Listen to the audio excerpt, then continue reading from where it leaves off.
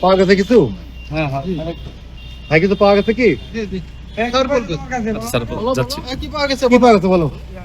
হ্যাঁ দেখি স্যারের কাছে কি পাইছে সেটা বলো। বন্দুক নিয়ে আপনি এখানে কেন? বন্দুক নিয়ে কেন? মন্ত্রীর প্রোগ্রামে কি করছিলেন বন্দুক নিয়ে? বাসা কোথায়? হ্যাঁ মন্ত্রীর প্রোগ্রামে বন্দুক নিয়ে কেন? কেন বলো? বলো কি জন্য বলো? তোমার সেফটি। আপনি কি করেন? না, আপনি কি করেন? আপনার সেফটি স্টুডেন্ট? তুমি কি করো? কোথায় পড়াশোনা করেন? কোথায়? হ্যাঁ, পিস্তল পাইছে। পিস্তল পড়াশোনা করেন কোথায়? বলো নাম বলো। নাম কি? আপনার নাম কি? বাপের নাম কি? বাপের নাম কি তোমার? বাপের নাম কি? শামসুল আলম, কানাইখালী বাসা। বন্দুক নিয়ে গেছিলেন, মডেল কত এটার জানেন না আপনি? কার জিনিস?